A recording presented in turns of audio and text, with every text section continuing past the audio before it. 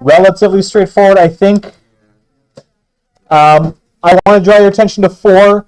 Like, lots of these questions are ones that can be done using dynamics or kinematics. Dynamics and kinematics or momentum and impulse. For question 4, like, they don't tell you. Like, you're given the mass of the bullet, the initial velocity, the final velocity, the length of the barrel. They don't tell you, well, you found the impulse. They don't tell you the length of time. So you're either going to use kinematics to find the time, and then use the time and the impulse to find the force. Or alternatively, there's nothing stopping you from using the information that's provided to find the acceleration on the bullet. Acceleration times mass is force. Okay? So I don't, unless I specify, use this technique, I don't particularly care. And even the written section on your final exam, it's going to be a collection of questions, and you will use whatever tools are at your disposal to solve whatever questions that I give to you. Again, unless I specify, use impulse or use kinematics and dynamics. I don't care. Whatever you've got available to you, use it. Okay. I think those 6 are relatively straightforward. Final chance, comments, questions, concerns. Going once, twice. I know this momentum stuff is brand new, but it's pretty easy, yeah? No, one's lowercase, one's uppercase. Those are totally different. Okay, flip the page. Here we go. And context is important. Lots of these variables get used for different things in different ways, but they're the same variable. You have to recognize that this letter means something in this context. It means something different in this other context. Because when we start looking at electrostatics, we're going to start reusing variables for things. And when I was in my undergraduate, between the English alphabet, the Greek alphabet, and the Hebrew alphabet, we used all of it. What? Yeah. Between my... See, the Indian alphabet doesn't use alphanumerics the same way, so we didn't go that way. Okay, here we go. Lesson 6. One-dimensional collisions. So, there's lots of conversation going on about animal. We doing okay? Animal.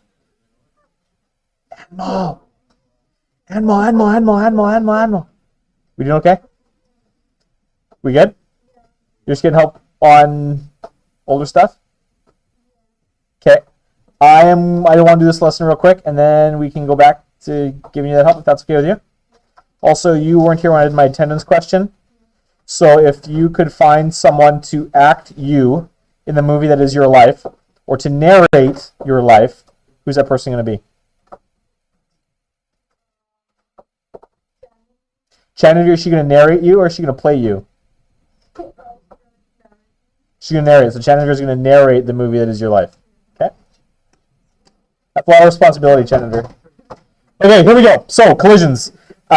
We specify one-dimensional because if you flip ahead to the next lesson, forces are vectors, velocity is vectors. We can do forces and velocities in multiple dimensions, 2 or even 3. We're not going to do 3, but we are certainly going to start looking at 2-dimensional collisions. So all the stuff that we've applied multiple dimensions to, sine law, cosine law, angle laws, looking at how things are impacting each other, finding accelerations in weird directions or the force from the hinge and all that kind of stuff. We're going to start to combine all of those concepts in the next lesson to look at force the application of force and changing of velocity in collision or 2 collisions in multiple dimensions. But we have to start with one-dimensional collisions because this is going to be the foundation for a lot of what we go on to. So here we go. In the collision below, which vehicle experiences the larger force? Joseph, you say the truck. The truck.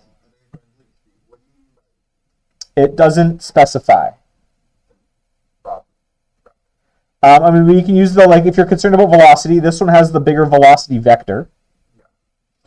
So which, Joseph very vehemently says, the truck. Hands up if you agree with Joseph. The truck experiences the larger force. So Zach, if you don't agree with Joseph, then what do you think? The car. Hands up if you agree with Zach. Okay. So the rest of you have either disagree with both and think it's C, or you've got commitment issues. Does anyone think it's C, both the same? There's a C option. Gotta read the question. We don't think, okay. How many of you did Newton's laws in Physics 11? We did Newton's laws, okay. So one law is, what are the laws, guys? An object in motion remains in motion and not act on by an outside force. Next law. What's the law of inertia?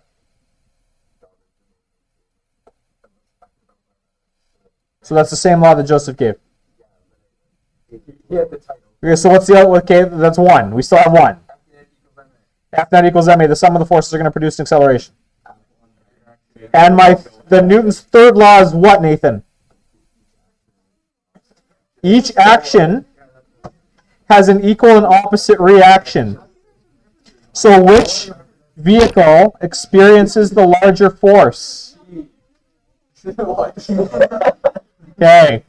This is where Newton's laws are really important. This is law 3. When it says experience, Newton's third law. Every action has an equal and opposite reaction. So if the truck experiences, I don't know, 1,000 newtons of force in this collision, the car would then have to experience 1,000 newtons of force, Ashton, back from the truck. Equal and opposite. Yeah, the car hits the truck with 1,000. Yeah. The truck hits the car with 1,000. No. The car dishes 1,000, and the car receives 1,000. They're equal and they're opposite. I'm just gonna state that even if one is going faster than the other, it doesn't matter. It does. So you're confusing two concepts here, Joseph. We're talking about the force applied. Okay. So the truck and the car are going to experience the same force, is what I'm trying to convince you. But which of these two objects is going to look worse after the situation has occurred? The car. Guys, typically,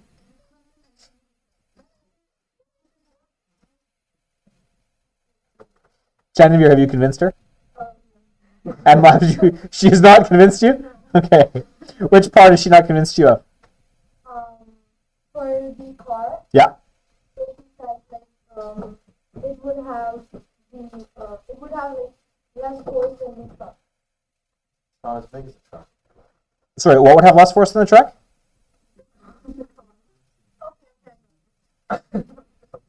I don't know. I don't understand what you just said.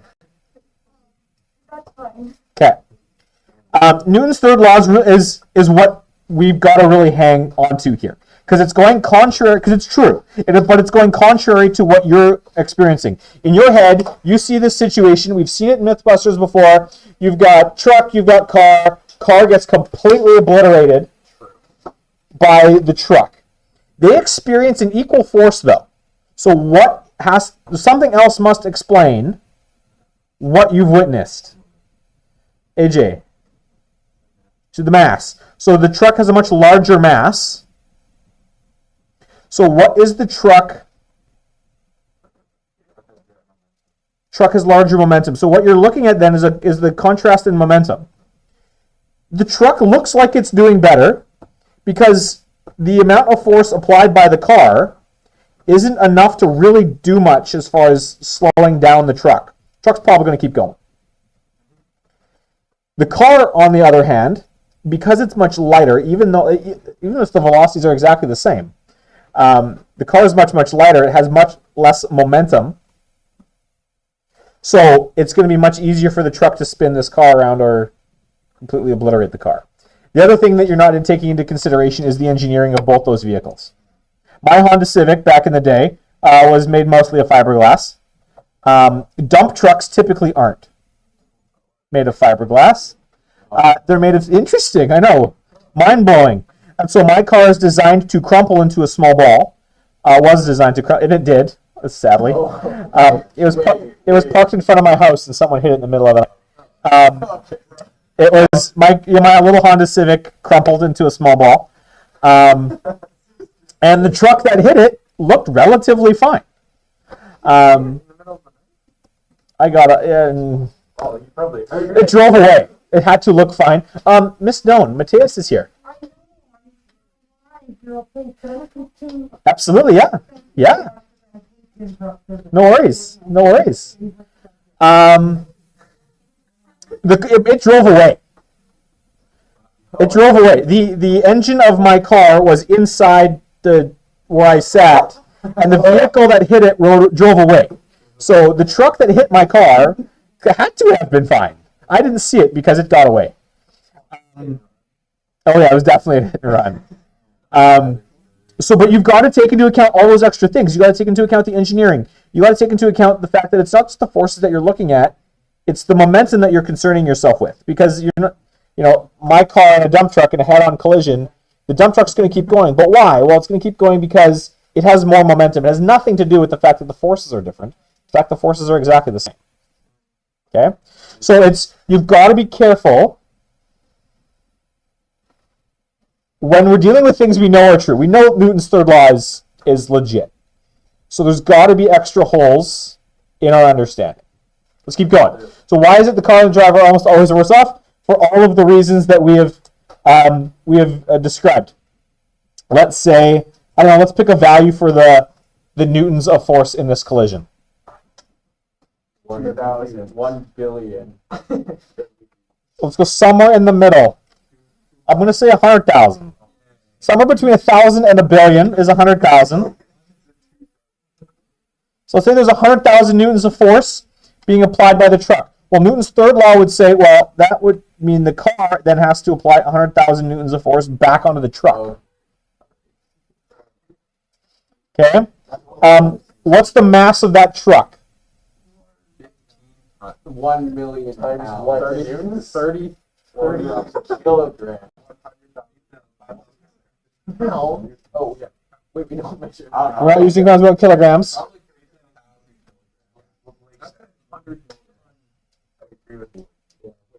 15,000 kilos.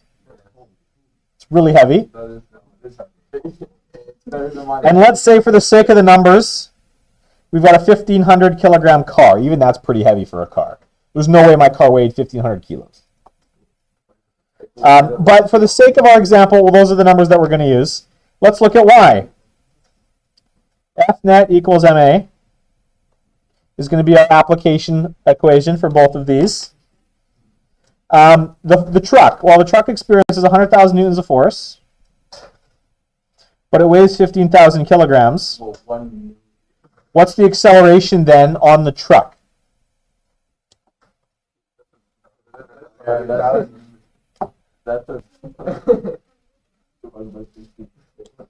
Yeah, don't worry about that. The extra zero should have been there. So 100,000 divided by 15,000? 6.67 meters per second squared. Okay, let's check the car. 100,000 newtons of force on a 15 kilogram car. Sorry, 1,500 kilogram car. What's my acceleration there?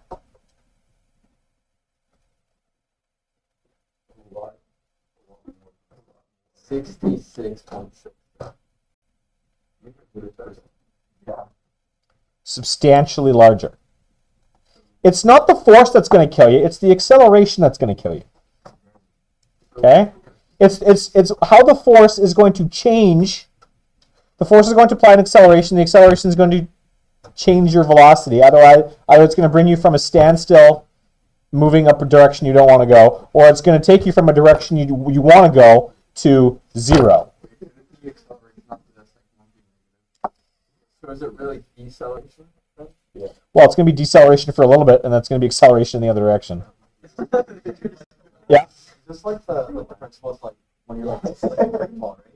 It's like it's not the fall that kills you, it's the sudden stop or whatever. Yeah. Yeah, it's the fact that your internal organs want to keep going and the rest of you says, no, we're not going to do that. And then it's going to liquefy your internal organs. Your ribs do a great job of keeping things in, but when the things that are inside the ribs want to go through your ribs, they're going to get shredded. And that's what's going to kill you. Okay? So it's not the force that's the issue, guys. It's the acceleration, which is directly connected to the mass. So we need one totally unrelated. We need a definition. We're going to define something here, a closed system. We define a system to be closed. This is a system that is cut off from the outside world. This means there are no net external forces acting on our system. Examples of such systems would include frictionless surfaces, systems in deep intergalactic space, systems floating in water, rolling objects, that kind of stuff. Okay? For the sake of where we're going, we need that definition.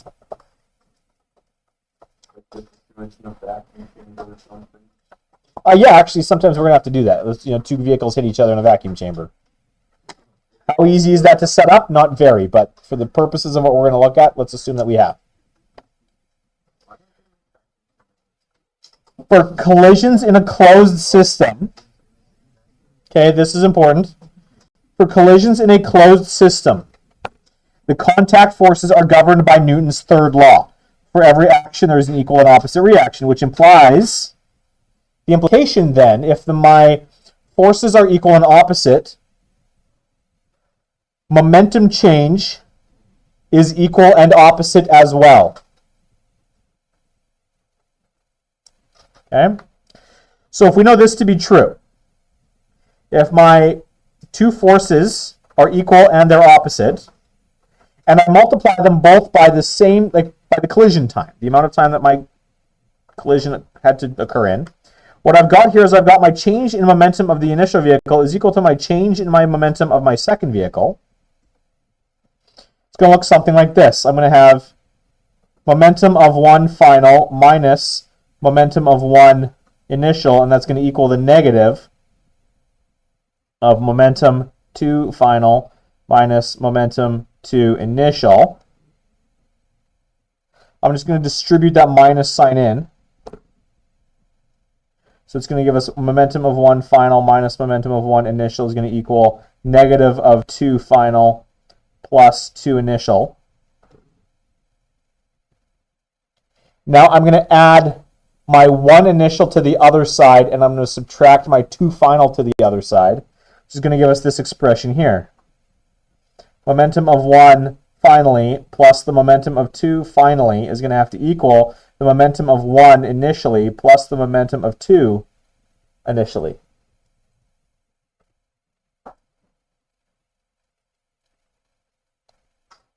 And what that tells us is this.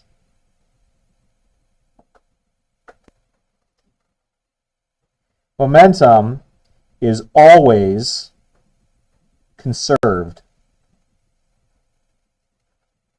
in a collision. And this is another one of those conservation laws that we love in physics.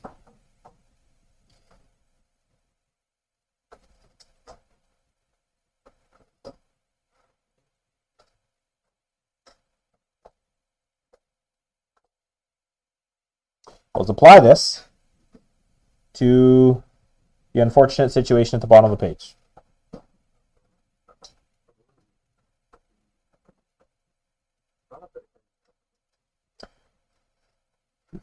It's a moving van. What happened to the 20-ton truck? 20 metric ton truck. I took away your guys' power to give me values, is what happened. Okay? So, since momentum change is equal and opposite, system momentum is not gained or lost.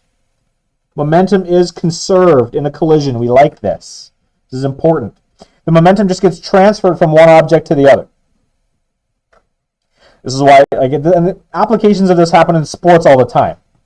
There's a reason why Ryan Reeves and the little putts from the Burakovsky, when they hit each other on at center ice, Burakovsky goes flying. Well, why? Because Reeves has probably 75 pounds on Burakovsky. He's just transferring his momentum. The forces are equal, but this tiny little hockey player versus the gigantic hockey player, the big guy stands still, the little guy bounces off. Application of the momentum just gets transferred. That only for the speed.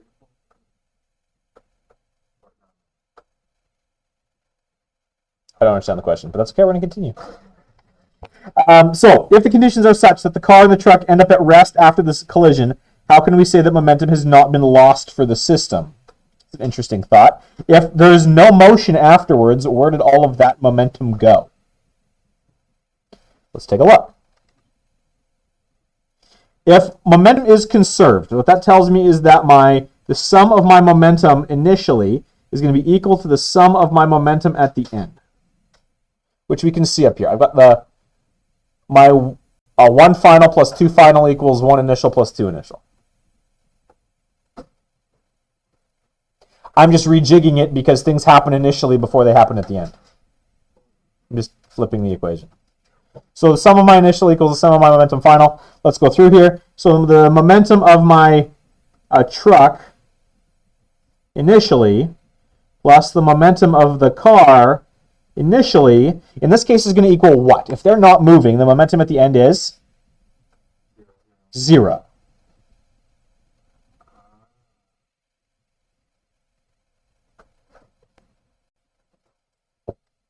Well, let's take a look at what was going on here.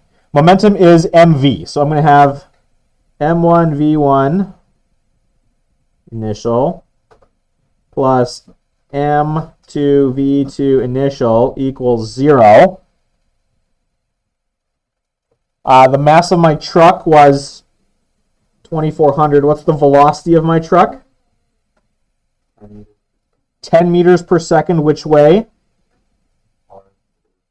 Okay. Ashton, you said this direction is positive. Okay, so then we're going to add to it the momentum of my car. The car weighs 1,000 kilograms. What's the velocity of my car? Negative 24. Why is it negative, Ashton? Yeah, because you said initially that 10 was positive, so that means to the right has to be positive, which means this momentum, the exact opposite direction, has to be negative. So I have 2,400 times 10 plus 1,000 times negative 24. That's 24,000 minus 24,000 is equal to 0, which we expected it to be, and it's been verified.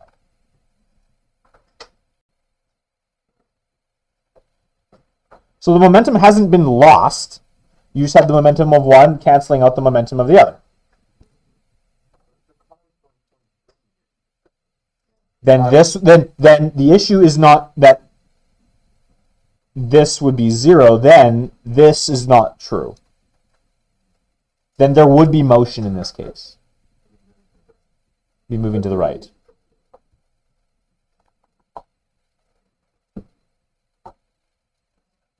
This situation was contrived to verify that with this setup, this is what resulted. If this changed, this can't be true. If the speed of the car was anything less, these two guys would have to be moving off to the right. And that would be a different example.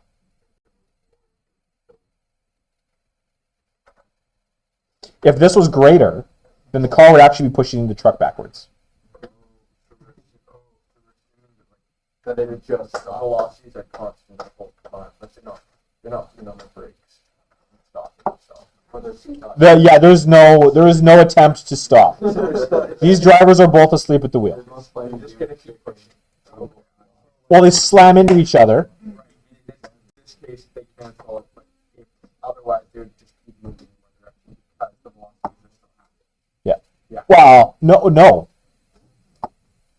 Like, are you thinking because of the gas pedal? Is that what you're thinking? Or Saying they'll keep going because if one is bigger than the other. the momentum, the system momentum would not be 0.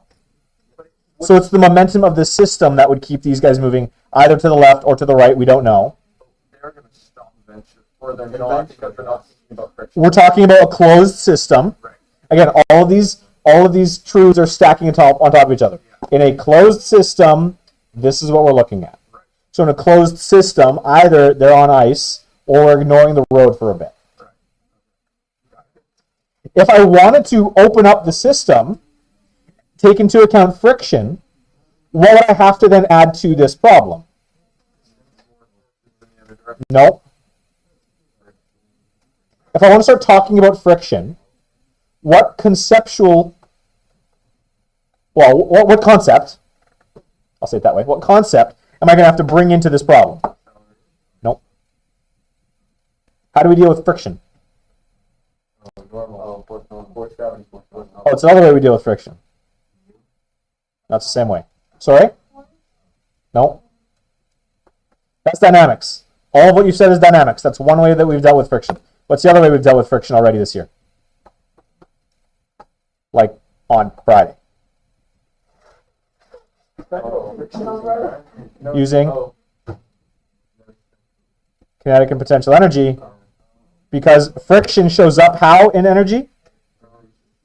As work that takes out energy in the form of heat. So if I wanted to address this kind of situation with friction, this gets really hard to do in a dynamics sense. But could I apply energy to this? Yeah. Do these guys have potential energy? No, but do they have kinetic energy at the beginning? Yeah, you bet they do. They don't have kinetic energy at the end. So we could look at a loss of kinetic energy. Well, where's the kinetic energy going to be going? Sound, heat, friction, which is not next lesson, but the lesson after. So tomorrow we're going to combine everything we've done with momentum today with energy that we did on Friday, and we're going to look at collisions in their truest sense. Momentum and energy together. Flip the page.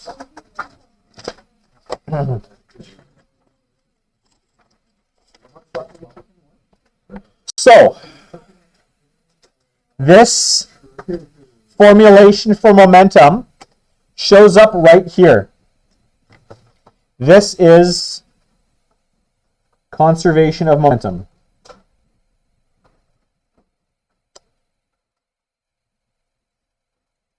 On your formula sheet. And the formula sheet is misleading. Okay? The thing that's misleading about the formula sheet is it says M1V1 plus M2V2 equals M1V1 plus M2V2. This assumes how many objects are present? 2. Are we is the universe going to restrict us to 2 objects? No. The universe is not going to restrict us to 2 objects. So the problem with this is that it doesn't take into account the fact that I could have 3, 4, 5, 6 different objects. I could have a different number of objects on the left than I do on the right. Okay. Well, because a collision is when objects come together. The opposite of a collision is an anti-collision is when objects blow apart. We have another word for that. And then when they explode.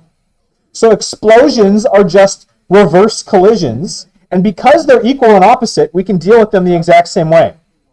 We can talk about explosions as being an application of momentum. I have a grenade sitting on the desk. Okay? How much momentum does the grenade have right now? None. Gersahil thinks he's going to be smart and pulls the pin. All of a sudden, somewhere between 3 and 5 seconds later, 3 and 7 seconds, but the number isn't the same. I learned this. My cousin's in the army. No. Yeah. They don't know. The time on the fuse is slightly different for every grenade. That's not It's somewhere between 3 and 7 seconds. They're not exact. It's going to explode. All of those pieces are going to go off with momentum of their own. Well, how? There was no momentum at the beginning. How can they all have momentum at the end? Well, the only way they can all have momentum at the end is if the sum of their momentums all individually add up to 0.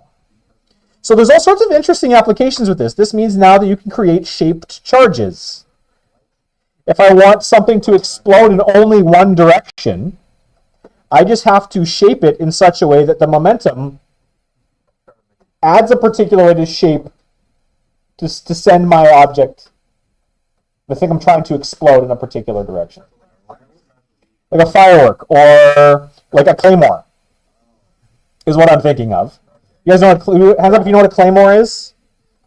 Hands up if you have no idea what a claymore is. Okay, hands. Jay, have you seen Parks and Rec? You know the mine that Ron Swanson has on his desk that points towards the people. That's a claymore. Claymores are designed to. I point them at you. This thing's going to explode, but I know that all the little bits and pieces are going to spray you, and I'm going to be okay. Those things are designed in a particular way so that the sum of the momentums add up to mean I'm okay, and y'all are getting wrecked. Okay? These are just applications of this conservation of momentum. See you later, Crystal.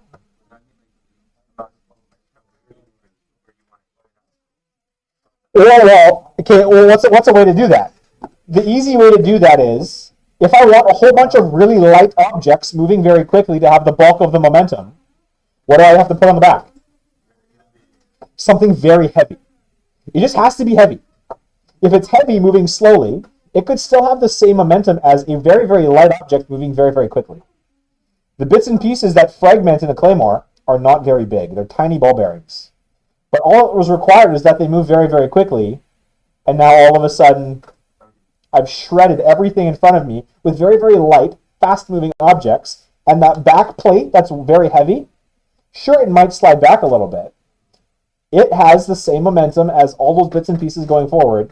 It's just not moving nearly as fast because the mass is so much larger. Something as simple as the idea that momentum is conserved in a collision or an explosion has fascinating applications. So if you were to You should go watch Parks and Rec. So if you were to remove that like heavy piece at the back, would it really just fly back? Now you're creating a standard fragmentation grenade. Yeah. Very Yeah. So don't think of it written like this. Think of it written like this. The sum of your momentum initially is equal to the sum of all the momentums at the end.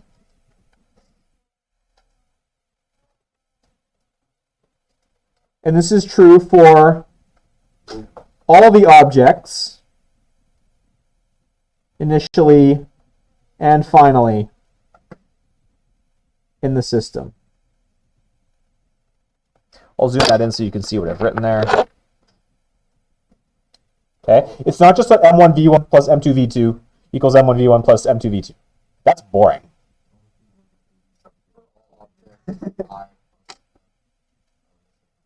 You have one object initially. You have 1,000 objects at the end. Because, your claymore went off and now you've got marbles flying through the air. What's going to happen?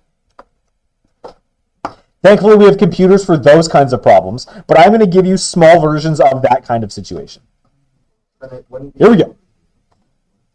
Initially, though, we're all in one dimension, so we can't do a lot. So we're going to just the standard. We've all seen Mythbusters, yes? Hands up if you've not seen Mythbusters. Okay. No, I'm not going to. Well, sure, I can show you. Yeah, I'll show you.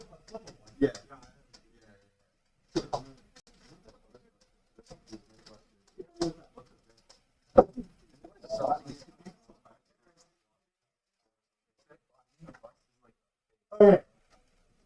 So, I'll show you the clip after. Or Smarter Every Day is another YouTube channel that does this. You've got this situation. You've got a 30-gram bullet. That's not an insignificant bullet. Moving at 250 meters per second, striking a block of wood. Typically, though, we wouldn't actually, on a show like that, we wouldn't use a block of wood. You'd use something called ballistic gel. Because you want to see the path of the bullet through your object. So I'll show you a clip after we do this example of what that would look like. The block itself is at rest. The bullet embeds itself in it. If the bullet and the block move together after the collision on a frictionless surface, so you've got a sharpshooter on ice, like a biathlon. These are the questions that I would ask you. I would never give you A. I would expect that you would do A in order to solve B and C. But for the sake of this example, we're going to go through it in order. So here's what we've got going on. Bullet, block at rest, together they're embedded. This coefficient of friction here is 0. What's going on? So, to find the speed of the block after impact, This is where the context of the question, you're just staring at this question, looking at everything you see, well, at least my issue was, when I was a sub, okay, I see speed, I think kinematics. In a collision, though, kinematics is never going to be your friend. You think speed and collision, your brain should go towards, this is momentum. Because on a final exam, I'm not necessarily going to give you, this is a momentum question, blah, blah, blah, blah, blah. I will say, okay, here's the situation, solve it. Do what you got to do to make it happen. So you got to recognize that a collision means an application of momentum. So I've got momentum initial has to equal my momentum at the end. How many objects do I have at the beginning? I have two distinct objects. So I'm going to have the momentum of the bullet plus the momentum of my block. How many objects do I have at the end? I got one object at the end. What is that object? It's a block with a bullet inside it. Bullet block. It's like bullet bill, except bullet block. It is like bullet bill, but it's like bullet block. Nope, stop. Okay. It's like bullet block. So I have two objects initially. They collide in such a way as to leave me with one object at the end. So I'm going to have the mass of my bullet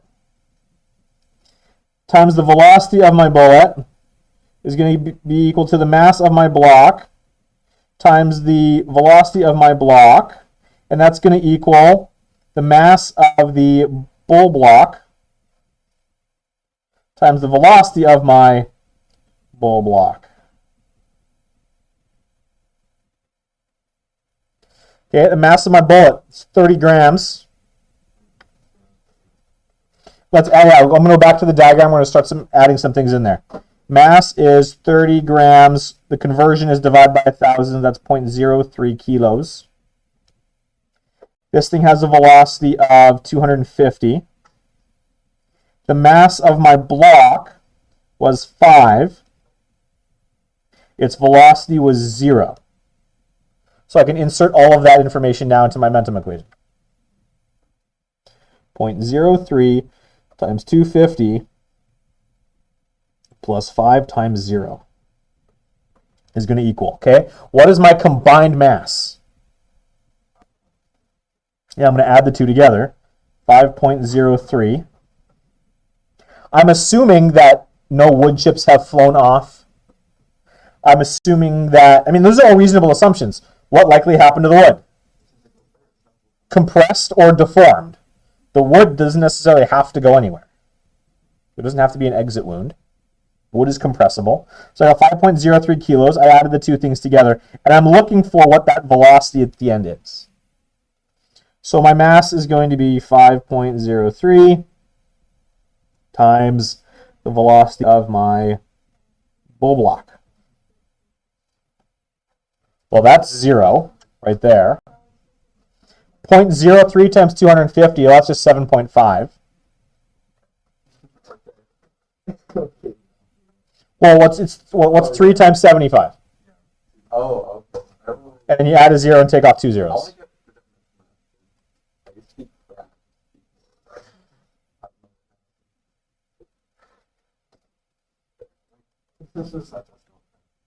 Okay, so then the velocity of my bull block is going to be equal to 1 point what? 1.49 Meters per second. And it's positive. The assumption that we made right at the beginning when I called the velocity of my bullet positive, the assumption was that that direction is positive because the velocity of this is positive. This thing has to move off to the right. Does that make sense? Yeah. If this thing's not moving and this thing's moving very quickly to the right, the only way this object could be moving, if it is moving, is to the right. It would be weird if it all of a sudden started moving left. No, Nathan, this is the situation we have. Why you gotta be like that, Nathan? Okay, so that's A and B. Part C says, find the heat energy created during the collision.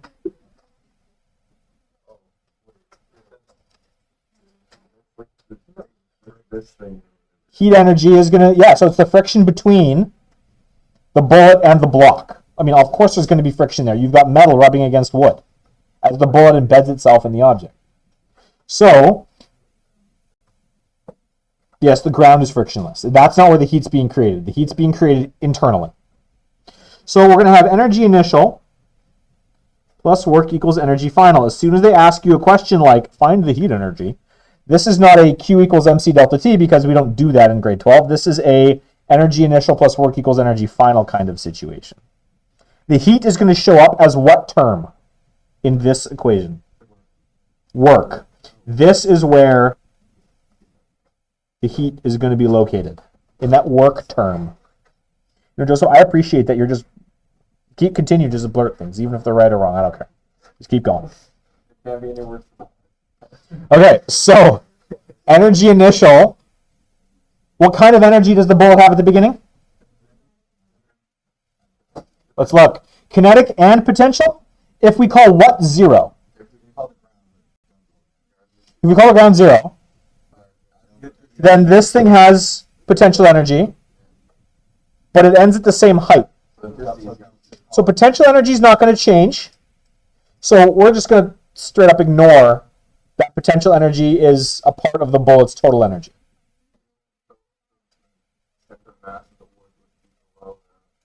Well, here's what I'm doing, Joseph. My argument here is that if we call the ground height 0, the bullet height's not changing, the block height's not changing. So I'm going to, by me having this kind of hand-wavy discussion, I'm just going to totally ignore those terms. Because there is no value for h that I could give that would have the center of mass of both those objects at the same height.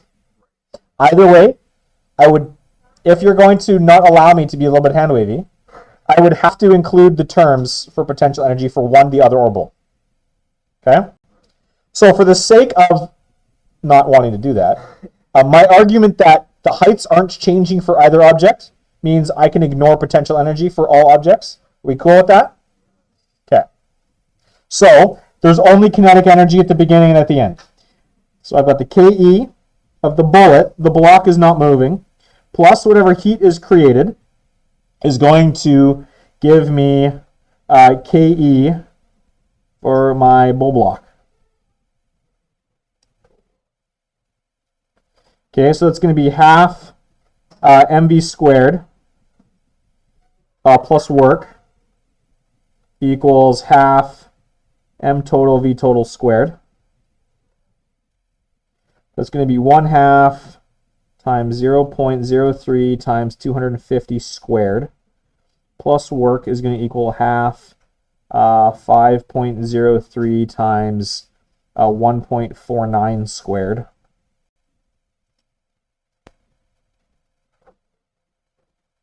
So how much work was done?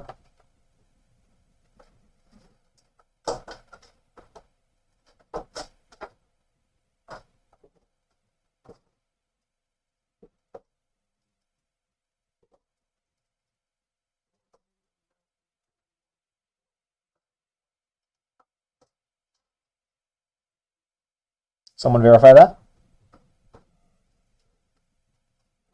Oh, hold on. Okay, so I've had multiple people get this value. Are we cool with it? That should be negative, yeah. Yeah. So what does that tell us? That tells us that things got really warm really quickly, which makes sense. Well, there would certainly be scorch marks on the inside of that. Absolutely. Yeah. And where did this energy all go? Well, in what form? No sense. Wait. So if you track it Theoretically, yes.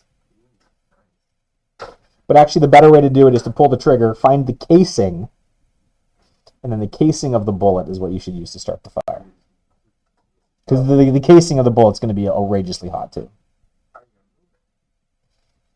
Carefully. Wait, so then...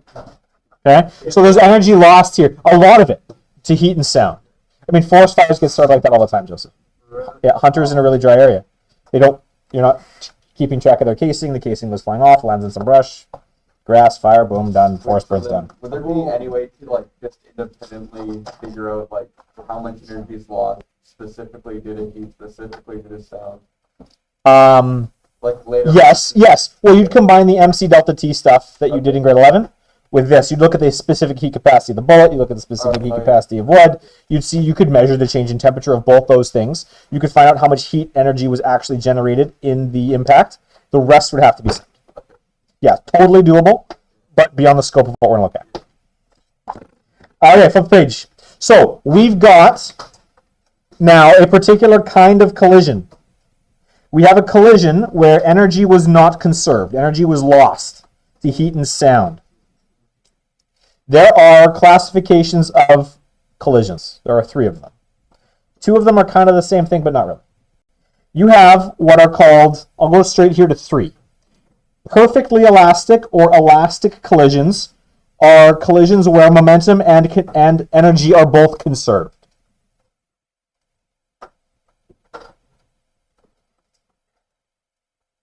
Those kinds of collisions occur when masses bounce off each other, and these other 2 are the same, are conserved. Momentum initial equals momentum final, energy initial equals energy final. That is the definition of an elastic collision. Very few collisions are perfect. Well, and actually, I don't think there's no such thing as a perfectly elastic collision. The closest thing that you guys are going to experience to something like a perfectly elastic collision, it would be like playing pool.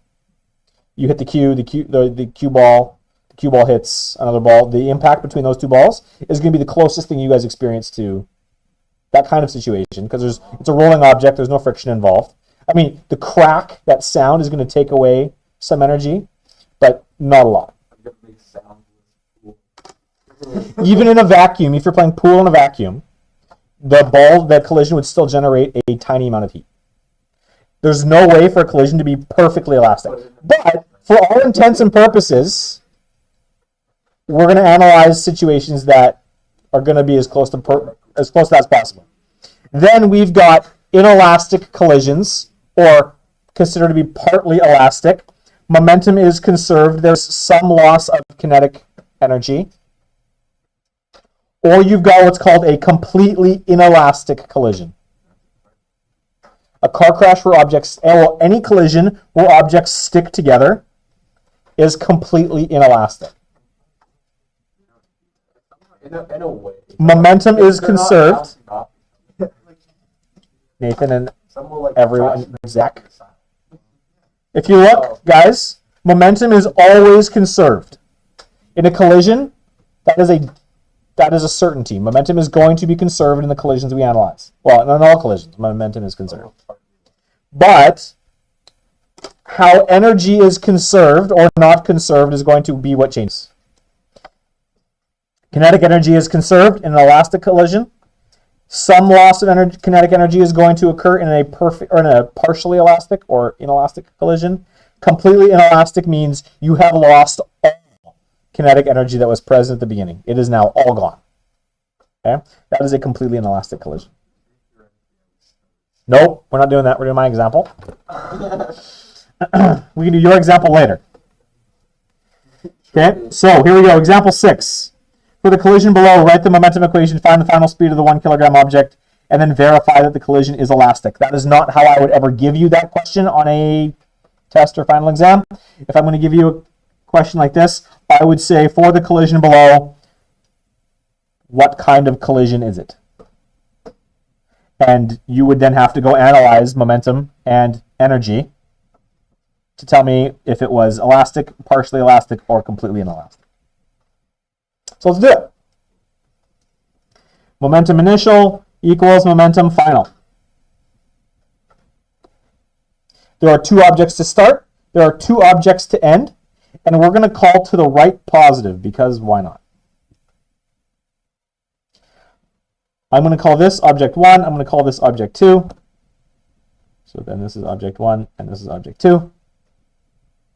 So I'm going to have M1V1 initial plus M2V2 initial is going to equal M1V1 final She has an amazing laugh. V2 final. I can just start subbing in values here. The mass of 1 is 2. Its velocity was 7. Plus the mass of the other one was 1. And the velocity is -2 because it's moving to the left. That's going to equal my 2 kilogram object moving off with 1 meter per second to the right, plus 1 times V2 final, and that's what we're looking for. 2 times 7 is 14, minus 2 is going to be 2, plus V2 final. Solving that gives me our second object moving off at 10 meters per second. It's positive, so it is in fact going to the right.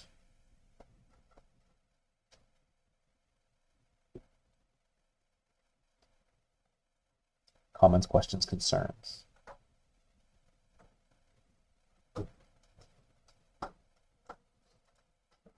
We cool with this?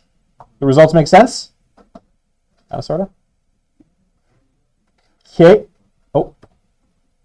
Sorry. We're good? Okay. So that's the momentum. Let's do energy. I've got energy initial plus work equals energy final. If this collision is elastic, what's going to be true? Momentum is always conserved. If energy initial equals energy final, then what has to be true? There's no work. So in order to verify that the collision is elastic, I want work to equal 0. I can't assume that it is.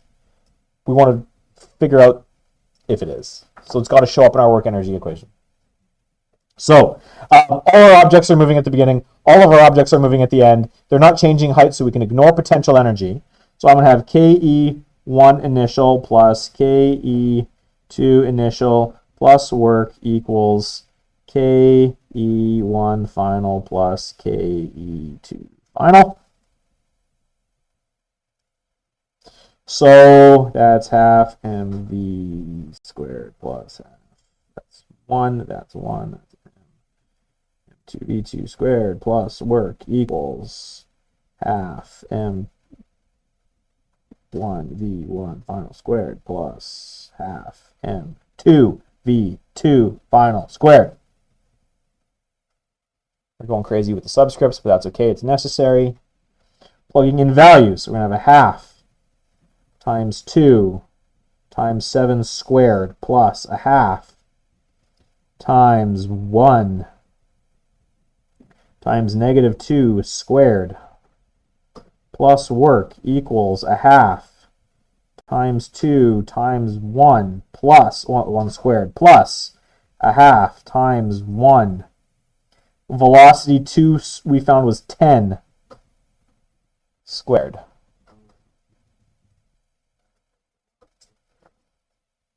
A half times 2 is 1. 7 squared is 49. So it's going to be 49 plus 2 squared is 4. Half of 4 is 2. Plus work equals 1 squared is 1 times 2 is 2 times a half is 1. 10 squared is 100 and a half of 100 is 50. So I get 51 plus work equals 51. Therefore work equals 0. Energy is conserved, which means the collision is perfectly elastic.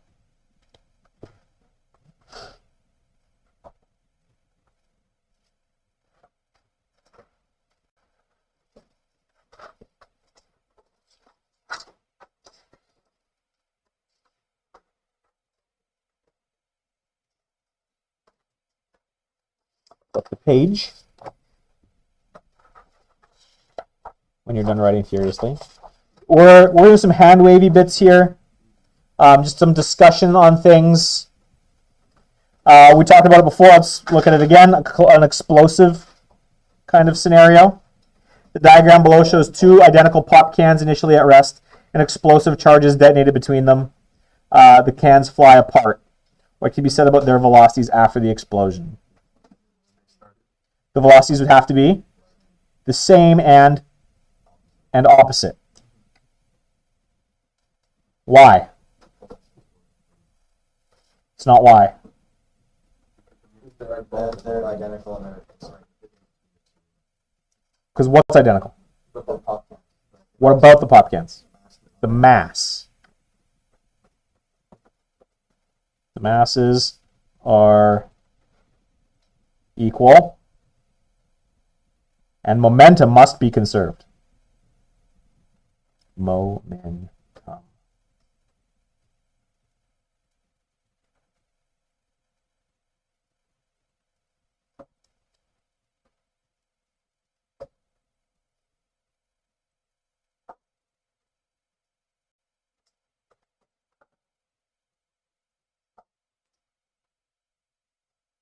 We're going to ignore example 8. Flip the page. What the heck? We don't care balls. We don't care about the happy and sad balls. Okay, technical comment. In the previous lessons, we saw that although total energy of the universe was constant, the energy of a system could change. Is that the same for momentum? Yes. If you narrow your focus, yeah, of course you could add momentum from an outside source. If you're just sitting there casually and you are the system, someone runs up and shoves you from outside your system, now you're moving. You have momentum. So momentum, depending on the scope of your system, things can change. Okay? And it's this idea that momentum can change is where we get this, is where impulse comes from. The fact that I can change momentum by adding something to a system or taking something out of a system by applying a force will change the momentum of an object. Okay? So you've got to be, when you're talking about things like collisions, you got to make sure that you, as far as the system is concerned, when you say, okay, well, energy is conserved, momentum is conserved, yeah, well, it's conserved for the system. That includes all of the objects that are interacting with each other. Okay? The scope of the system is going to determine what is conserved or not conserved. Does that make sense? Kind of, sort of? Okay. I'm not going to read any of the rest of that. That's all I wanted to go look at. This is, oh yeah, no, my fun examples come on the next lesson. Yeah, I got some good stuff on the next one. No, this is it. This lesson's been almost an hour long, so I'm not gonna ask more of you guys. But I'm not giving you a lot in the realm of homework. I want you guys to do question number 1. I want you to do question number 2. I want you to do 4. I want you to do... Ooh.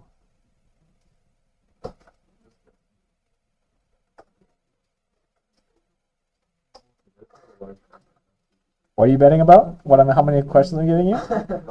No, we're just speculating on which one you and if I get all of them right, I'll put it. 4 to 8. I mean,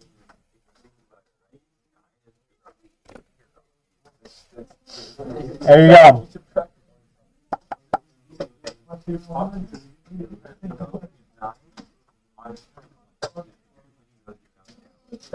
Oh, I also want you to do 10.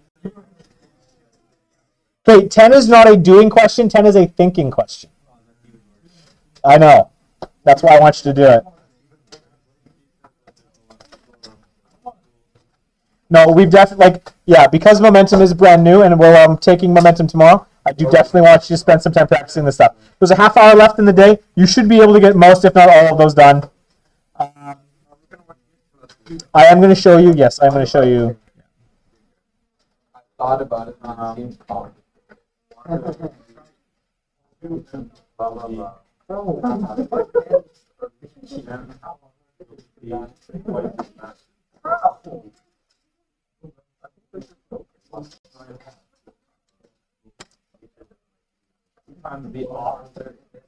Oh, actually, never mind.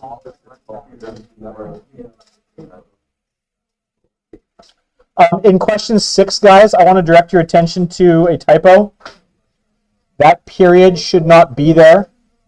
Guys, number 6, animal, this is important real quick here. There's a typo in question 6. That period is not supposed to be there. This should read, it shouldn't read, the smaller piece has 1/60th. It should read, the smaller piece has 1/60th the mass of the larger. Okay? Period shouldn't be there. Means masses are going to cancel. It's going to be good. Give it a shot. May the force be with you.